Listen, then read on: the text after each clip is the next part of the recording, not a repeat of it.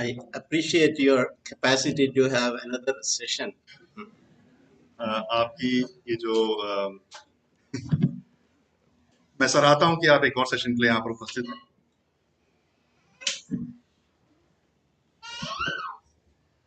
It's in my heart to share something on something related to family life. तो मेरे हृदय में पारिवारिक जीवन को लेकर हमेशा कोई ना कोई बात रहती है साझा करने के लिए। In our church, we give a lot of emphasis on family. तो एक कलीसिया होने के नाते हम जो है परिवार पर बहुत ज्यादा हमारा And तवज्जो रहती है, yeah, because the strength of the church depends on the strength of families. क्योंकि जो एक कलीसिया की जो एक सामर्थ है वो पारिवारिक जो सामर्थ है उससे ही मिलकर बनती है। Sometimes we use an example if our life can be compared to like a building, two-story building. और अगर हम अपने जीवन को एक दो तल्ले की एक इमारत से उसका कंपेयर करें, First story is the family. तो जो पहला जो तल जो है जो फ्लोर है वो तो हमेशा परिवार ही रहेगा, and it is the second story which is the church. और उसके ऊपर का जो माला है वो जो है कलीसिया है। Because the quality of the church depending on the quality of each family in the church. तो जो कलीसिया की जो गुणवत्ता है वो पारिवारिक गुणवत्ता पर निर्भर करती है। So it's natural that we make every effort to make our family strong as God desires. तो लाजमी है कि हम अपने परिवारों की सेहत पर भी बहुत ध्यान दें, जोर दें। For we are human beings, we are not angels. और हम सभी स्वर्गदूत नहीं हैं, हम सब मनुष्य जाति के हैं। We can fall, we can make mistakes. और हम सबसे गलतियां होती रहती हैं। But we have to own the responsibility. लेकिन हमें अपने अपने जो हमारी रिस्पॉन्सिबिलिटीज हैं, जो हमारे दायित्व हैं, उनको हमें निभाना है। Each one share our responsibility. और हमें अपने दायित्वों का जो है सही से उसको निभाने की जरूरत है। And God will honor us and correct things. और जो है परमेश्वर इस बात का सम्मान करता है और वो हमें सुधारेगा भी। It should not be like Adam who pointed at Eve, his wife, and even to God. तो हम आदम की तरह ना हो जिसने अपनी बीवी पर इल्जाम लगाया और स्वयं परमेश्वर पर भी इल्जाम लगाया। I think there are many, I'm sorry to use this word, shameless husbands. और शायद हमारे बीच में आज कुछ ऐसे पति होंगे जिनको मुझे यहाँ पर निर्लज बोलना पड़ेगा। Who thinks the problem is any problem, always problem is with the wife. और जो ये समझते हैं कि जब भी कोई समस्या होती है तो उसकी जड़ जो है पत्नी ही होती है। And indirectly telling this wife is also given by God, so God is also responsible. और क्योंकि वो पत्नी परमेश्वर ने दी है तो परमेश्वर उस चीज के लिए जिम्मेदार है। But we know by pointing the finger, problems cannot be solved. लेकिन हम ये भी जानते हैं कि किसी चीज के ऊपर उंगली उठाने से कोई समस्या का समाधान नहीं होता। It's easy to fault finding is easy. तो गलतियां निकालना तो आसान है, but it needs courage to own our own share of responsibility. लेकिन अपनी जो उसमें जिम्मेदारी को देखना समझना जो है वो एक हिम्मत वाली बात है। And gospel is a gospel of hope. और जो सुसमाचार है वो एक आशा का सुसमाचार है। That is a very encouraging thing. God's word is always gives us hope. और ये एक बहुत ही प्रोत्साहन देने वाली बात है कि जो परमेश्वर का वचन है उससे हमें हमेशा एक आशा मिलती है। I remember many years when I met a family. और आज से बहुत वर्षों पहले मैं एक ऐसे परिवार से मिला। Since the time they married, they were always quarreling. और जब से उनका विवाह हुआ था वो हमेशा आपस में झगड़ा ही कर रहे थे पति पत्नी। Nominal Christian, they are not committed their life to Christ. और वो उनका नया जन्म नहीं हुआ था, वो एक साधारण मसीही थे। But they had two children age, they were 19, 18, something like that, grown up children. और उनके दो बच्चे थे, शायद 18-19 वर्ष के बच्चे थे दोनों। So till then they were regularly they were quarreling. और उन 18-19-20 सालों में वो लगातार लड़ते ही रहते थे वो पति पत्नी। But around that time they came to salvation experience. लेकिन उस समय जब मैं उनसे मिला था तब शायद उनका एक उद्धार का अनुभव हुआ था उन्हें। That affected positively their family life also. और उससे उनके पारिवारिक जीवन में भी एक अच्छा प्रभाव पड़ा था। So I remember that brother was testifying. He didn't like today we were married. They were married 20 years before, but now they think I married and I'm newly married. और उन भाई ने मुझसे इस बात को साझा किया कि मुझे ऐसा प्रतीत होता है कि आज मेरा विवाह अभी-अभी हुआ है, जबकि हम 20 साल से विवाहित हैं। So every situation can be reconciled. We can have a refreshing experience. तो ये मुमकिन है कि हमारे जो अनुभव हैं, चाहे वो किसी भी क्षेत्र में क्यों ना हो, वो फिर से नए हो सकते हैं। So we should always seek for uh, uh, God's standard in our families. तो हमें हमेशा इस बात की आशा रखनी चाहिए कि जो है सबसे उत्तम हमारे परिवारों में हो सकता है, मुमकिन है। Don't be just happy we are not quarreling. That family quarreled 20 years. और हम बस ये ना सोचे कि हाँ वो लोग तो 20 साल तक लड़ाई कर रहे थे, कम से कम हम उतने समय से तो नहीं लड़ रहे। No, it is good if we are not quarreling, but that is not our problem. A family no quarreling. Even there are ungodly people who are not quarreling. हाँ, तो ये अच्छा है कि आप में झगड़े नहीं होते, लेकिन बहुत सारे अविश्वासी परिवार भी हैं जहाँ पर के झगड़े नहीं होते, तो सिर्फ उतने से ही संतुष्ट मत हो जाइए। But God intends home to be a place of peace. लेकिन जो है परमेश्वर ये उम्मीद रखता है कि जो हमारे घर हों वो शांति के घर हों, A place of fellowship. संगति के घर हों। And I myself learned that after many years. I never knew that I could fellowship with my wife. और मुझे ये बात समझ में बहुत समय लगा, लेकिन मुझे समझ में आई ये बात कि मैं अपनी पत्नी के साथ भी संगति कर सकता हूँ। I thought for fellowship I had to run to church, meet brothers, then only I can fellowship. मैं सोचता था कि संगति के लिए तो मुझे चर्च जाना होगा, कलीसिया जाना होगा और अपने भाइयों से जो है संगति करनी होगी। But after becoming a part of CUC, I was encouraged. I really took it to my heart. I discovered I need not run to church for fellowship. I can fellowship with my wife. तो CFC आने के बाद मुझे कई वर्षों बाद इस बात को समझने में सहायता हुई कि मुझे कलीसिया जाने की जरूरत नहीं है संगति करने के लिए। मैं अपने घर पे अपनी पत्नी के साथ ही संगति कर सकता हूँ। And then I go to church. There is a enhanced quality of fellowship. और फिर जब मैं कलीसिया जाता हूँ तो वहां पर और भी उत्तम संगति मुझे देखने को मिलती है। So I want to share something from 1 Peter chapter 3. आइए पहला पत्रस उसके 3 अध्याय को देखेंगे। It's good when you get time, you can also read and meditate. और अगर आपको समय मिले तो इसके ऊपर आप और ध्यान दे सकते हैं, मनन कर सकते हैं। Lot of things are covered in this chapter around the family. और इस अध्याय में परिवार को लेकर बहुत सारी बातें कही गई हैं। For example, in 1 Peter chapter, in the beginning verses, और जो पहले के जो शुरुआती कुछ वचन हैं, it starts with an exceptionally powerful promise. और बहुत ही एक प्रभावशाली प्रतिज्ञा के साथ यहाँ शुरुआत की जाती है। It is directly, in this case, directly addressed to sisters. और यहाँ पे सीधे रूप से जो है पत्नियों को या फिर बहनों को से कहा जा रहा है, But it is equally applicable to brothers. लेकिन ये भाइयों पर भी उसी मात्रा में जो है लागू होती है, And in any family situation. और किसी भी पारिवारिक स्थिति में। So here it said that suppose a sister, a godly sister, and her husband is not a believer, or a believer, namesake, not obedient to the word. तो मान लीजिए कि कोई ऐसा परिवार है, पति पत्नी है जो कि अविश्वासी हैं या फिर सिर्फ नाम के लिए मसीही हैं। Such things are common. और ये बहुत ही कॉमन चीज है आज के। I know many family where wife is more spiritual than the husband. और मैं ऐसे कई परिवारों को जानता हूँ जहाँ पर कि जो पत्नी है वो पति से ज्यादा आत्मिक है। Nothing wrong in it. It's a blessing. और ये कोई खराब बात नहीं, ये तो एक आशीष की बात है। So here it says that if your husband is not a believer, or you think he is disobedient to the word. और यहाँ लिखा है कि अगर तुम्हारे जो पति है वो विश्वासी नहीं है या फिर वचन के विरुद्ध कार्य कर रहे हैं, The promise from God is that you can win him. यहाँ पर एक वचन देता है कि तुम उनको जीत सकती हो। And what is the way to win him?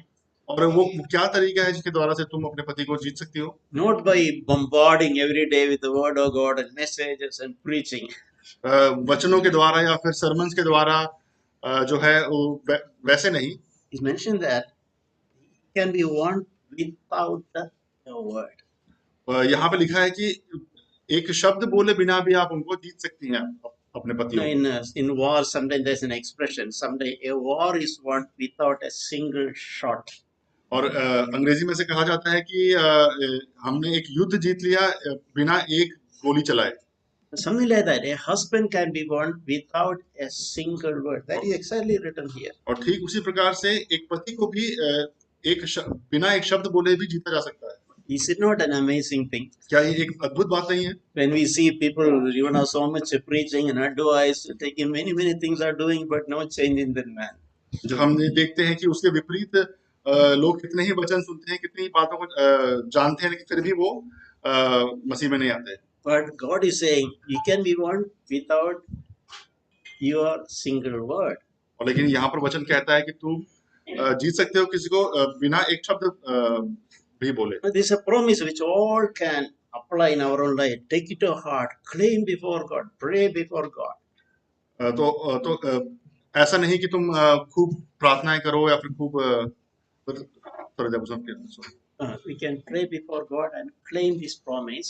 और हम परमेश्वर के सामने जो है प्रार्थनाएं कर सकते हैं और इस प्रतिज्ञा को मांग सकते हैं। But God is expecting something else. We need not speak, we need not advise, we need not pray, but something else is expected. और यहाँ परमेश्वर कह रहा है कि तुम्हें वचन देने की या वचन से कुछ सिखाने की जरूरत नहीं है, एक और बात तुम यहाँ पर कर सकते हो। If your husband is an unbeliever or disobedient, but at least he should observe your godly behavior at home. हो सकता है कि वो अविश्वासी हो या फिर वचन के विरुद्ध कार्य कर रहा हो, लेकिन फिर भी वो घर पर आपकी यानी कि स्त्री की जो व्यवहार है उसको तो देख सकता है। They should observe your chaste and respectful behavior. That is what is stated. यहाँ पर लिखा है कि वो तुम्हारे पवित्र चाल चलन को घर पर देखने पाए। Meaning in Christian life, our context, our character, everywhere is very powerful. तो इससे साबित होता है कि जो मसीही जीवन में चाल चलन और हमारा चाल चलन जो है वो कितना महत्वपूर्ण है। Wherever we are, in which city, when others observe God has done something in our life, that God will use to do a work in their life. तो जब और लोग हमारे जीवन में देखते हैं कि परमेश्वर ने हमारे जीवन में कैसा कार्य किया है, तो इसके द्वारा से उनके जीवन में भी बदलाव आता So है। if anybody in our home is the husband or wife, children, whoever is not not obedient to the word of God, they should at least observe our godly behavior at home. तो जब हमारे परिवार में चाहे वो हमारे पति पत्नी हो या फिर हमारे माँ बाप हो, बच्चे हो, अगर वो विश्वास में नहीं है तो वो हमारा चाल चलन देखें और देखें कि हमारा जीवन कैसे परिवर्तित हुआ।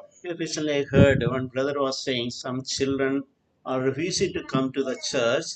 They say that Papa, Mommy is always fighting. They come to your church. They have never learned all these years that, and they are fighting. And why I should come to such a church? मैंने हाल ही में ऐसा एक वाकया सुना कि जो बच्चे थे वो ये कह रहे थे कि जो हमारे माता पिता है वो तो आपस में झगड़ते रहते हैं, तो हम ऐसी कलीसिया में क्यों जाए जहाँ पर जाकर भी वो एक दूसरे से झगड़ रहे हैं। The children unfortunately missed seeing that contact of their father and mother.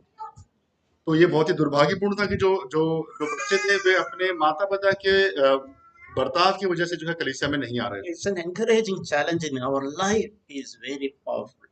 और ये भी हमारे जीवन के लिए एक बहुत ही प्रभावशाली चेतावनी है। Not our words, our life. हमारे वचन नहीं बल्कि हमारा जीवन।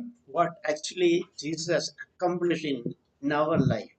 यीशु मसीह ने हमारे जीवन में कैसा परिवर्तन किया है। The change in our life. हमारे जीवन में क्या परिवर्तन आया। We don't need to show it off nor boast about it. You shouldn't. इसको ज्यादा इसके बारे में ढोल पीटने की जरूरत नहीं है। But others will see it. They will be encouraged. They will be challenged. लेकिन बाकी जो है वो हमारे जीवन को देखेंगे और उससे उनको प्रोत्साहन मिलेगी।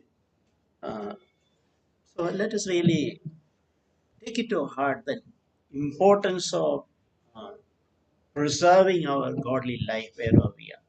तो इस बात को याद रखें कि हमारे एक भक्तिपूर्ण जीवन और पवित्र चाल चलन हमारे लिए कितना महत्वपूर्ण है। In verses 3 and 4, 1 Peter chapter 3 and 4. तो पहला पत्रस तीसरा अध्याय 3 और 4 It says that your adornment must not be external. और यहाँ पे लिखा है कि तुम्हारा जो श्रृंगार है वो दिखावटी ना हो। Yeah, but it should be the hidden person of your heart. लेकिन जो तुम्हारा छिपा हुआ गुप्त मनुष्यत्व which is with the imperishable quality of a gentle and quiet spirit, which is precious in the sight of God. और आगे लिखा है कि नम्रता और मन की दीनता की अविनाशी सजावट से सुसज्जित रहे। So there are two things. Where are we focused? Two things: external or internal. हमारा ध्यान कहाँ है, बाहरी पर या फिर जो भीतरी है उस पर? It's talking about that word, your adornment. Is it your focus on your external adornment or your internal adornment? तो तुम्हारा जो श्रृंगार है वो बाहरी है या फिर भीतरी है? It says that your adornment must not be external. और यहाँ लिखा है कि तुम्हारा जो श्रृंगार है वो बाहरी और दिखावटी ना हो, It should be the hidden person of the heart. और वो जो गुप्त मनुष्यत्व है उसका श्रृंगार पर ध्यान दो। And see how it is expressed there. It is saying that imperishable quality of a gentle and quiet spirit. और ऐसे लिखा है कि जो नम्रता और मन की दीनता है वो जो है वो एक अविनाशी सजावट है। And before God, God is observing that. Where is our attention? God is, it is precious in the sight of God. That is what is written. और ये जो दोनों चीजें हैं, नम्रता और मन की दीनता जो है वो परमेश्वर की दृष्टि में जो है उसका मूल्य बहुत ही बड़ा है। It appears there is a relation between, these two things. Sorry, There's a relation between two things. The more when we focus more on external adornment, the less we will focus on internal. Something like that. There's a balance, some connection between these two. तो बाहरी और भीतरी के बीच में भी एक संबंध है, जितना आप बाहरी पर ध्यान देंगे उतना कम आप भीतरी पर ध्यान देंगे। So, as good Christian, godly people, we should give our attention where God values. तो अगर हम परमेश्वर का भय मानने वाले लोग हैं तो हमें ये जानना चाहिए कि परमेश्वर की दृष्टि में कौन सी चीज ज्यादा महत्वपूर्ण है। That is our inner character. और वो है हमारा भीतरी मनुष्यत्व। And that should be our beauty or our adornment. और वो होना चाहिए जहाँ पर कि हम श्रृंगार करें और उसको सुंदर बनाएं। This principle is reinforced in another little parallel passage. और इसी बात को एक और जगह भी जो है इसका वर्णन किया गया है। That is in 1 Timothy chapter 2 verse 9. पहला तिमुथियुस उसका दूसरा अध्याय उसका 9वां वचन। I want women to be modest in their appearance. They should wear decent and appropriate clothing and not draw attention to themselves. तो पहला तिमुथियुस दूसरा अध्याय 9 में लिखा है, वैसे ही स्त्रियां भी संकोच और संयम के साथ सुहावने वस्त्रों से अपने आप को सवारे, न कि बाल गूंथने और सोने और मोतियों और बहुमूल्य कपड़ों से। So we can see some principles there. तो यहाँ पर कुछ सिद्धांतों के बारे में लिखा गया है। It's mentioned about I want women to be modest in their appearance. तो यहाँ लिखा है कि जो स्त्रियां हैं वो संकोच और संयम के साथ जो है मतलब दिखनी चाहिए। Meaning we can't copy all that we see around us in this world. तो उसका अर्थ यह है कि हम जो संसारिक रूप से जो भी चीजें दिखती हैं उनको हमें हमें कॉपी नहीं करना है। There should be a modesty which we should give attention to. हमारे अंदर संकोच और संयम होना चाहिए जिस पर हमें ध्यान देने की जरूरत है। And it's interesting, Word of God gives some guideline on such things. और ये बहुत ही भली बात है कि इसके लिए भी जो है हमारे पास कुछ सिद्धांत दिए गए हैं वचन। There is no restriction on wearing any color you like, no restriction. यहाँ पे किसी रंग के विषय में कुछ नहीं कहा गया है, आपको जिस प्रकार के रंग को पहनना है आप पहन सकते हैं। I have been saying there are some churches which say Sunday we come to everyone should wear only white. कुछ कलीसियाएं हैं जो कहती हैं कि अगर आप कलीसिया में आते हैं संडे को तो आपको सिर्फ सफेद पहन कर आना। If you don't come in white dress, they will not allow you to take part in the breaking of bread. और अगर आप सफेद वस्त्र पहनकर नहीं आए हैं तो आप जो है प्रभु भोज में भी संगति नहीं कर सकते। So they miss the point by wearing white dress. That is holiness or spirituality. तो वो ऐसा कहते हैं कि जो सफेद कपड़े हैं, सफेद वस्त्र हैं, वो पवित्रता को दिखाते हैं। It means to emphasize the necessity of the beauty of the inner person. लेकिन वो भीतरी मनुष्यत्व की जो सुंदरता है उसको वो चूक जाते हैं। So at the same we here wear decent and appropriate clothing. तो यहाँ पर लिखा है कि सही ढंग के कपड़े पहने। Even though we don't need to wear a white dress, but still there is a principle of wearing decent and appropriate clothing. तो जरूरी नहीं कि हम सफेद कपड़े पहने, लेकिन यहाँ लिखा है कि सुहावने वस्त्रों को पहने। And I like that example, and not drawing attention to themselves. और लिखा है कि मतलब वो अपने ऊपर ध्यान आकर्षित करने की कोशिश ना करें। It's not even your dress. We can that principle. We can why I'm dressing in this way. We can ask what is the intention? Is it to draw attention to myself? और कुछ भी पहनने से पूर्व हमें ये खुद को पूछने की जरूरत है कि क्या मैं ये क्यों पहन रहा हूँ या पहन रही हूँ, क्या इसलिए कि लोग मेरी तरफ आकर्षित हों, उनका ध्यान मेरी तरफ आकर्षित हो। And especially in church, when we say we worship Jesus, everyone should draw their attention to Jesus, not to ourselves. और खास तौर से कलीसिया के अंदर जहाँ पर कि हमारा ध्यान सिर्फ और सिर्फ यीशु मसीह पर केंद्रित होना चाहिए, तो क्या वहां पर हम अपना ध्यान खुद की ओर केंद्रित करना चाह रहे हैं? In the message Bible that is mentioned like this, do not chase the latest fashions. जो मैसेज बाइबल है वहां पर लिखा है कि जो जो आजकल की जो जो फैशन है उसको कॉपी करने की कोशिश ना करें। See, if our desire is to draw attention to everybody, should have a glance at me. If you unknowingly think about in dress, we will chase all the latest fashions. तो अगर आपकी भी जो है प्राथमिकता ये है कि सबका आकर्षण सबको मैं आकर्षित करूं, तो आप भी जो है लेटेस्ट फैशन पहनने की कोशिश करेंगे। The Bible so much give emphasis on our character. तो हमारे जो मनुष्यत्व है उस पर जो है पवित्र शास्त्र का बहुत ध्यान केंद्रित रहता है। You know, in one of the Proverbs, there is a verse which says that about a woman who is lacking understanding. नीति वचन में एक ऐसी स्त्री के विषय में लिखा गया है जिसमें कुछ समझ नहीं, No wisdom, no godliness. भक्तिहीन और बिना समझ वाली स्त्री, But all the attention was on external adornment. और सारी जो उसका जो जो तवज्जो है वो सिर्फ बाहरी सुंदरता पर है। No, in a humorous way, such a person is compared to a pig with a golden ring on the nose. और उसका जो है उसकी तुलना जो है एक ऐसे सुअर से की गई है जिसके नाक में एक सोने की नथ है। That pig did not care to change the nature of a pig, but his attention is you should look attractive externally and wear a gold ring. तो सुअर की प्रकृति तो नहीं बदली, लेकिन वो चाह रही है कि लोगों का ध्यान उसके सुंदर नथ पर पड़े। Sometimes word of God expressed in a sarcastic way so that we convey that powerful message. तो कई बार जो वचन जो है वो इस प्रकार से चीजों को दिखाता है, दर्शाता है कि हमारा जो ध्यान है वो गंभीरता से उस वचन पर हमारा आए। So let us desire where God gives attention, I also want to give attention. तो हम इस बात का ध्यान रखें कि जहाँ पर परमेश्वर ध्यान देता है वहां पर हमारा भी ध्यान। We are not talking about any legalistic ungodly rules or regular. That's not what we are talking about. हम यहाँ पर नियम या कानूनों की बात नहीं कर रहे हैं, But some principle of wearing decent and appropriate dress. लेकिन सिद्धांतों की बात हो रही है यहाँ पर कि सुहावने और ठीक ठाक अच्छे वस्त्र पहने, Avoiding, we can say, unnecessarily tight and exposing our body. और कुछ बहुत ही टाइट कपड़े या फिर ऐसे जो कि हमारे अंगों को, शरीर के अंगों को दिखा रहे हों, ऐसे कपड़े हम ना पहने। See, that is written in the background of others, including family members, observing our character and drawing to Christ. तो ऐसी चीजों से भी जो है हमारे जो आसपास के लोग हैं, हमारे परिवार के लोग हैं, उनका भी जो ध्यान है वो हमारी ओर नहीं बल्कि यीशु मसीह की ओर आएगा।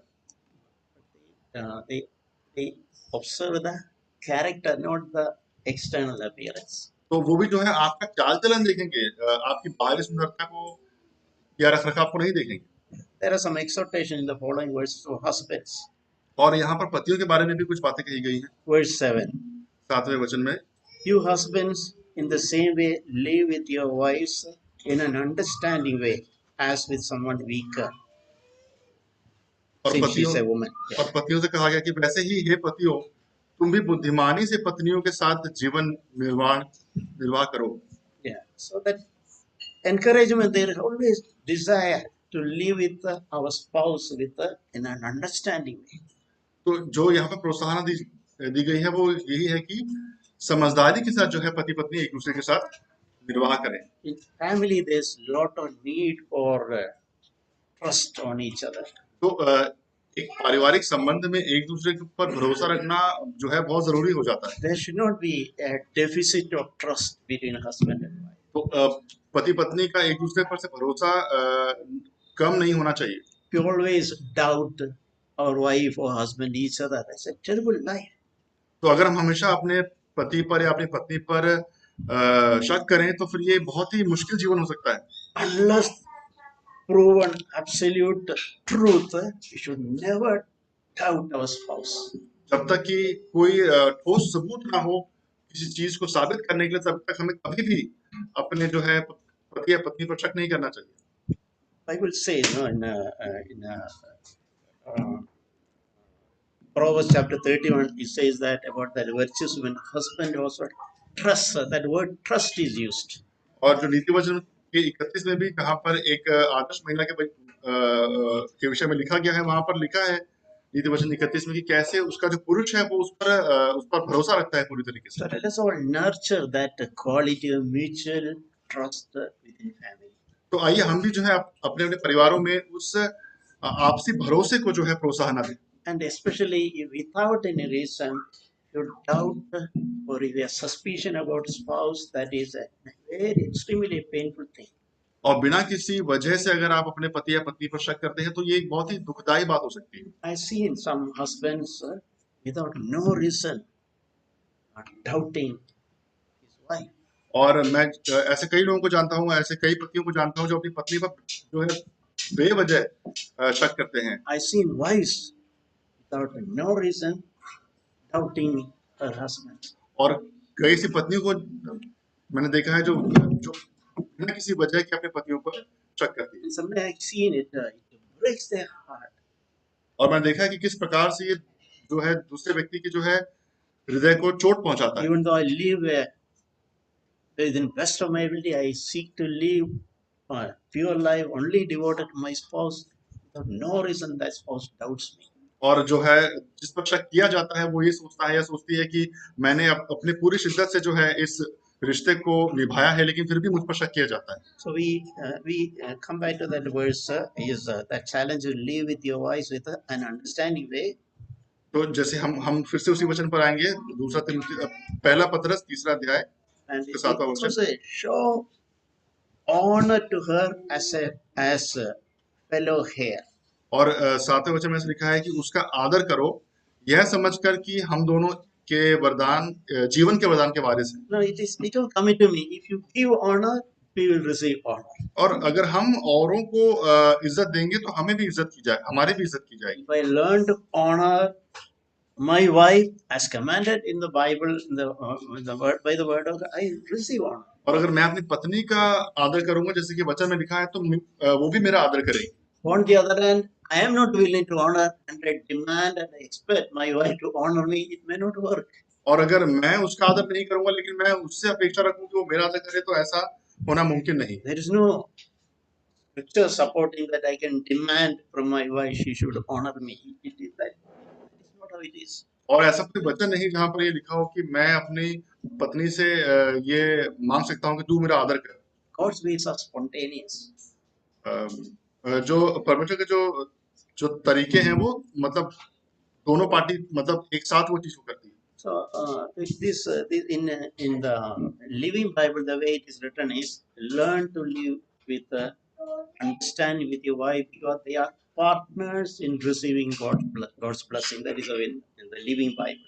तो लिविंग बाइबल में ऐसा लिखा है कि अपने जो है पति या पत्नी का आदर कर, क्योंकि वो आपके साथ साझेदारी में जीवन बिता रहे हैं आशीषों को प्राप्त करने के लिए। My wife is like a partner. और जो मेरी पत्नी है वो मेरी एक साझेदारी है। An equal partner. मेरी बराबर की साझेदार है। Wife is no way inferior. वो मुझसे कम नहीं है किसी भी प्रकार से। Roles may be different, but before God they are equal partners. हमारे कार्य अलग अलग हैं लेकिन परमेश्वर की नजरों में हम लोग बराबर के साझेदार हैं। To receive God's blessing, we have to function as partners.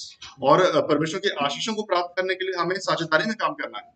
And it's also saying that if that partnership is not working, prayers will not be answered. और वचन में लिखा है कि अगर आप दोनों के बीच में साझेदारी नहीं होगी, समझदारी नहीं होगी, तो आपकी प्रार्थनाओं का भी जवाब नहीं मिलेगा। See, whatever routinely we are having morning family prayer, evening family prayer, but there is no understanding between each other. Prayers will not be answered. तो हम कई बार प्रार्थनाएं करते हैं, सुबह या शाम को हमारी आदत होती है मसीहियों की, लेकिन अगर हमारे बीच में समझदारी साझेदारी नहीं होगी तो फिर उन प्रार्थनाओं का कोई फायदा नहीं, उनका जवाब नहीं मिलेगा। Let us make every effort and sincere desire to live with an understanding way. तो आइए ये हमारी इस बात की हम अभिलाषा करें और ये हम इसके बारे में कार्यरत रहें कि हमारे जो है बीच में एक साझेदारी हो। And some more things are written in verses 8 and 9. और 8 और 9 में हम आगे देखेंगे वचनों में There's an encouragement to live harmonious, sympathetic, kind-hearted, humble spirit in such a living. और यहाँ लिखा है कि सबके सब एक मन और कृपामय और भाईचारे की प्रीति रखने वाले और नम्र और करुणामय हो। And especially verse 9, not returning evil for evil or insult for insult. और 9वें वचन में लिखा है कि बुराई के बदले बुराई मत करो और न गाली के बदले गाली दो। See, many families this happen. और बहुत से परिवारों में ऐसा होता है, Returning evil for evil. बुराई के बदले बुराई। Is that God's way? क्या ये परमेश्वर का तरीका है? By somebody doing evil to me, if I do more evil, can I overcome that evil? तो अगर कोई मेरे साथ बुरा करता है तो अगर मैं उससे भी ज्यादा बुरा करूं तो क्या इससे बुराई का अंत होगा? Evil can be overcome only by good. जो बुराई है उसका अंत सिर्फ अच्छाई से हो सकता है। Even if there is some evil really in the family, the other person should not return evil for evil. अगर आपके परिवार में कोई बुराई भी है तो दूसरे व्यक्ति के बुराई से उसका अंत नहीं होगा। When you learn to return good for evil, then only that evil can be overcome. जब आप बुराई को भलाई से बुराई के बदले भलाई करेंगे तब उस बुराई का अंत होगा। I'm not saying my word, the same thing is written in Romans 12. Overcome evil by good. और ये मेरे वचन नहीं है, ये पवित्र शास्त्र के वचन है। रोमियो के 12वें अध्याय में ऐसा लिखा है कि बुराई को जो है अच्छाई से जीतो। And we should not return insult for insult. और गाली देने के बदले गाली मत दो। And he says that give blessing instead. और उसके बजाय आप आशीष दें। So these are God's ways of overcoming problems within family. तो ये सब जो है परमेश्वर के तरीके हैं कि किस प्रकार से परिवार के बीच में जो दिक्कतें होती है उसको हम उस पर जयवंत हो हम। Even if one of the spouses is not a believer or not a godly person, the other person can win that person by godly behavior, response. अगर पति या पत्नी जो है मसीही ना भी हो, फिर भी जो है हम इन तरीकों से जो है उनको मसीह में जीत सकते हैं। In the following verses, there are a lot of emphasis on the way we speak. और आगे के वचनों में जो है हम किस प्रकार से अपनी जुबान का इस्तेमाल करते हैं उस पर जोर दिया गया है। Verse 10, 1 Peter chapter 3:10. और पहला पतरस 3रा अध्याय उसके 10वां वचन। The one who desires love and desires life and to love to see good days must keep his tongue from evil and his lips from speaking deceit. यहाँ लिखा है क्योंकि जो कोई जीवन की इच्छा रखता है और अच्छे दिन देखना चाहता है वह अपनी जीव को बुराई से और अपने होठों को छल की बातें करने से रोके रहे। So we can apply in our own families. तो इस बात को हम अपने पारिवारिक जीवन में भी लगा सकते हैं। You really, we all want good things to happen in our family. हम सभी चाहते हैं कि हमारे जो पारिवारिक जीवन में अच्छी चीजें हों। Things should go well. और चीजें अच्छे ढंग से चले हमारे परिवार में। So if that is genuine desire, the most important thing we should take care is mind our words. तो जो इस चीज को हासिल करने के लिए जो सबसे महत्वपूर्ण चीज है वो है कि हम अपने वचनों पर ध्यान दें। We should keep our tongue from speaking evil. हम अपने जुबान को जो है बुराई की बातें कहने से रोकें।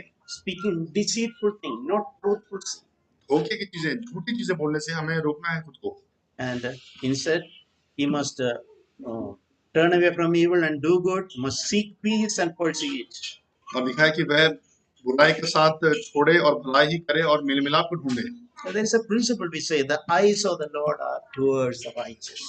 और लिखा है ना कि जैसे जो प्रभु की आंखें हैं वो धर्मियों पर लगी रहती हैं। If one person in the family is righteous, a godly person, the Lord will see it from heaven and support us. कोई परिवार में कोई एक व्यक्ति भी अगर धर्मी है तो परमेश्वर की आंखें उसकी ओर हैं और वो स्वर्ग से उसकी सहायता करने को तैयार है। In another place written, the eyes of the Lord is moving to and fro. 2 Chronicles 14, I think. और एक जगह ऐसा लिखा है पवित्र शास्त्र में कि जो परमेश्वर की आंखें हैं वो पूरी पृथ्वी को छान रही हैं धर्मियों को ढूंढने के लिए, searching for anybody whose heart is towards the Lord, committed to the Lord, उसके आगे loyal to the Lord. उसके आगे ढूंढ रही हैं ऐसे लोगों को जिनका हृदय पूरे तौर से जो है परमेश्वर की ओर लगा हुआ है, God will support such a person. और ऐसे लोगों का जो है परमेश्वर समर्थन करता In है। the family, if God find one person, God will support that person. और किसी परिवार में अगर ऐसा एक ही व्यक्ति है तो परमेश्वर उसका समर्थन करेगा, We need not battle in a human way. और हमें मनुष्य की रीति पर जो है जद्दोजहद करने की जरूरत नहीं है। The Lord will fight our battles. जो परमेश्वर है वो स्वयं हमारे लिए जो है युद्ध करेगा। Yeah. So about the family, speaking, using our tongue in the right way is extremely important. तो एक परिवार में होते हुए हमें अपनी जुबान का इस्तेमाल कैसे करना है वो बहुत जरूरी है। We are so on that depends whether we are building or breaking. तो इसी पर निर्भर करता है कि हम जो है चीजों को बना रहे हैं या फिर उनको ध्वस्त कर रहे हैं। You know, a wise woman builds her house, and a foolish woman tear it down with her own hands. जैसे वचन में लिखा है कि जो एक समझदार स्त्री है वो अपने हाथों से घर को बनाती है, और जो बुद्धिहीन स्त्री है वो अपने ही हाथों से घर को तबाह करती है। It applies equally to a man also. A wise man will build his house. A foolish man will break it down with his own hands. और एक पुरुष पर भी ये बातें वैसे ही लागू होती हैं, वो अपने ही हाथों से अपने घर को बनाता है या फिर बिगाड़ता है। It is good that we have that godly fear in our heart about what we speak. और ये हमारे लिए भला है कि हमारे अंदर परमेश्वर का भय हो कि हम अपनी जुबान का कैसे इस्तेमाल करते हैं अपने अपने परिवार में। Because every careless word that we speak, we have to give an account.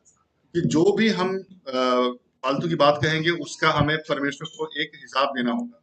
And with our words, we'll be justified. With our words, we'll be condemned.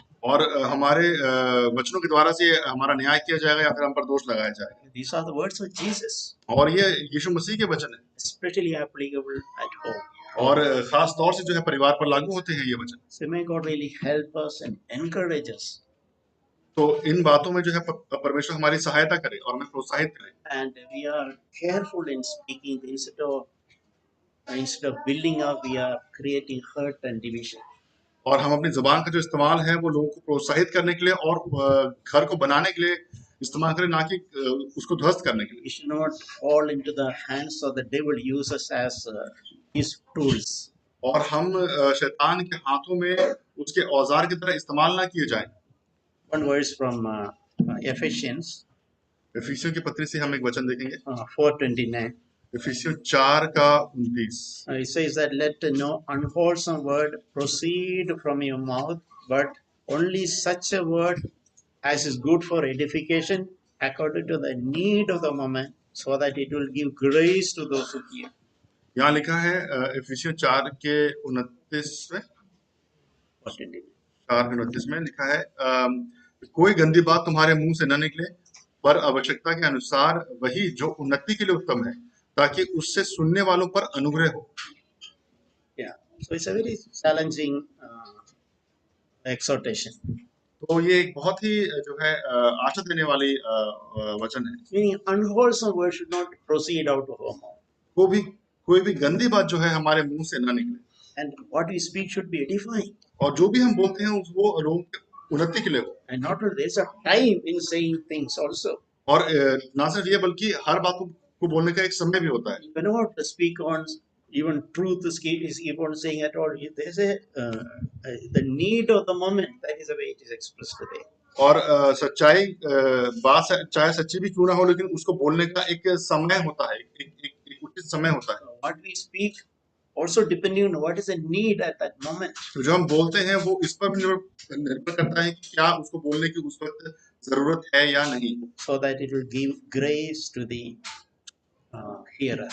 ताकि उसको सुनने वाले पर जो है उससे सुनने वाले पर जो है अनुग्रह हो। Sometimes at home there is time when we have to suffer. ऐसे वक्त आते हैं जब हमें अपने परिवार में जो है दुख झेलना पड़ता है। That mentioned in verses 14 onwards. और इसी अध्याय के 14वें वचन के आगे ऐसे मौकों के बारे में लिखा गया है। If you should suffer for the sake of righteousness, you are blessed. और अगर तू भक्ति के लिए जो है तू सताव सह रहा है तो ये अच्छी बात है। If necessary, I am willing to suffer, but I need to live a, I need to build a godly hope. तो हाँ, तो हम ये कह सकते हैं कि हाँ, मैं दुख सहने को तैयार हूँ क्योंकि मैं चाहता हूँ कि ये एक धार्मिक घर बना रहे। I don't want to seek anything for mine. Let my name be slandered, that is fine. और मैं अपने लिए कुछ भी यहाँ पर नहीं खोज रहा या खोज रही। मेरा नाम चाहे मिट्टी में मिलाया जाए, मुझे उससे कोई फर्क नहीं पड़ता। But let God's name be glorified. लेकिन परमेश्वर के नाम को महिमा मिले यहाँ पर। So there is a place for suffering, sometime to win our spouse or family members. तो जो है सताव की भी एक जगह है परिवार में, जीवन में, ताकि हम दूसरे को जो है परमेश्वर के लिए जीत सके। Because Jesus suffered and showed us an example. यीशु मसीह ने भी जो है अपने सताहट के द्वारा से हमारे सामने एक उदाहरण को रखा है। It is worth suffering for one of our family members by taking blame than creating a division. तो अपने ऊपर इल्जाम लेकर अगर हम अपने परिवारजन को जीत लेते हैं तो ये एक अच्छी बात है, उत्तम बात है। I remember one of the good believers once he was saying this. और मैं जानता हूँ कि एक बहुत अच्छे जो है विश्वासी थे, उन्होंने मुझसे एक बार ये बात कही थी। Both of them married with great expectation. और जो जो पति पत्नी थे उन्होंने बहुत ही उम्मीद के साथ एक दूसरे से विवाह किया था। His wife family, she did not receive her parents' love. और जो पत्नी थी उनको अपने परिवार में मतलब अपने माता पिता से जो था प्रेम नहीं मिला था उतना। And her brother also was a single believer. He did not grew up in a good Christian family. और जो भाई भी थे वो भी अपने परिवार में अकेले मसीही थे, तो इसका अर्थ ये है कि वो एक अविश्वासी परिवार में उनका पालन पोषण हुआ था। So he thought when I married this girl who was brought up in a Christian family, he had both sides had a lot of expectations. तो उनको ये लगा कि मैं इस लड़की से विवाह करूंगा जो कि एक विश्वासी घर में पैदा हुई है, तो मुझे इससे कुछ लाभ होगा। So both sides were expecting each other. They were not. It was not occurring to them give. They were expecting that I should receive. तो दोनों ही जो मतलब पति पत्नी हैं वो एक दूसरे से कुछ चीजों को पाने की उम्मीद कर रहे थे, लेकिन वो कुछ देने को तैयार नहीं थे। At the same time, and the years it was an unhappy marriage. और इस प्रकार से कई सालों तक जो है वो विवाह में जो है किसी प्रकार का की खुशी या आनंद नहीं था। At the same time, both were sincere people. लेकिन दोनों जो है बहुत ही गंभीर व्यक्ति थे। So once night, that brother really cried before God, Lord, I'm not able to love my wife. और एक रात को उस भाई ने बहुत ही मतलब बहुत ही दुखी होकर प्रार्थना की कि हे प्रभु, मैं अपनी पत्नी से प्रेम नहीं कर पा रहा। Your Bible says that love the wife just like Jesus loved the church. और आपके वचन में ये लिखा है कि तू अपनी पत्नी से वैसे ही प्रेम कर जैसे कि यीशु मसीह ने कलीसिया से किया। I am on the other hand expecting my wife to receive my wife. लेकिन मैं तो इसके विपरीत सारा प्रेम अपनी पत्नी से उम्मीद करता हूँ कि वो मुझसे करे। So we are saying that night in helplessness cried before God, sought God's help. और उस रात वो जो है अपनी कमजोरी में उसने जो है परमेश्वर से जो है बहुत प्रार्थना की। He said that night, late in the night, God filled him with the Holy Spirit. और उस रात को जो है परमेश्वर ने उसको पवित्र आत्मा से भर दिया। And he was comforted. He felt something happen in his life. और उसे बहुत ही शांति मिली और उसे लगा कि उसके जीवन में बदलाव हुआ है। And he said that was the beginning of a turnaround in the family. That was the beginning of a turnaround, a change in the family. और उस वक्त के बाद से जो है उनके पारिवारिक जीवन में जो है बहुत बड़ा बदलाव आया। He says Holy Spirit started enabling him to love his wife instead of demanding love from her. और पवित्र आत्मा के द्वारा से वो अपनी पत्नी को जो है प्रेम करने पाए, देने पाए, इसके बजाय कि वो हमेशा उनसे ही प्रेम की उम्मीद रखते। Oh may God help us, dear brothers, to seek the Lord if you feel I am weak, I am not able to. तो भाई और बहनों, मैं प्रार्थना करता हम ऐसी उम्मीद करते हैं कि परमेश्वर जो है आपको सहायता करेगा कि आप जो है और उससे प्रेम कर सकें। Holy Spirit help us in our weakness. और पवित्र आत्मा जो है हमारी सहायता करे हमारी कमजोरियों में। If we are sincere but we are not finding the power, that part Holy Spirit will take care. और अगर आप गंभीर हैं लेकिन आपके पास सामर्थ्य नहीं आ पा रही है, तो पवित्र आत्मा जो है हमारी सहायता करेगा। Holy Spirit will enable us और जो पवित्र आत्मा है वो हमें सामर्थ देगा। What humanly we think find it difficult. उन चीजों में जो कि मनुष्य रूप से जो है उनको पूरा करने की हमारे पास सामर्थ नहीं है। Daily seek for the fullness of the Holy Spirit. तो रोज जो है पवित्र आत्मा से भरने की जो है के लिए प्रार्थना करें, उम्मीद करें। And that will help us to be a better husband, better wife, और इसके द्वारा से जो है हम ज्यादा बेहतर पति या पत्नी बन सकते हैं, a better father, a better mother, एक बेहतर पिता, एक बेहतर माता बन सकते हैं, better children. बेहतर बच्चे बन सकते हैं। So may God really encourage us and give attention to build our family. तो आप अपने अपने परिवार पर ध्यान दीजिए और उनसे प्रेम कीजिए। More than we, the Lord is interested to help us and support us. और जितना हम नहीं चाहते उनसे प्रेम करना और उनकी सहायता करना, उससे ज्यादा परमेश्वर चाहता है कि हम उनकी सहायता करें। I have a feeling in my heart, I'm telling you, we are sincere, the Lord is really excited to come and help us. और अगर हम वाकई इस विषय को लेकर गंभीर हैं अपने परिवार से प्रेम करने को, तो परमेश्वर जो है वो उत्सुक है हमारी सहायता करने के लिए। There is no situation we are in which we can say I'm hopeless. और ऐसी कोई परिस्थिति नहीं है जहां पर हम ये कह सकते हैं कि यहाँ पर तो कोई उम्मीद है ही नहीं। With the Lord, there is hope in every family, in every situation. क्योंकि परमेश्वर के साथ हर एक परिवार में और हर एक परिस्थिति में जो है उम्मीद हमेशा रहती है।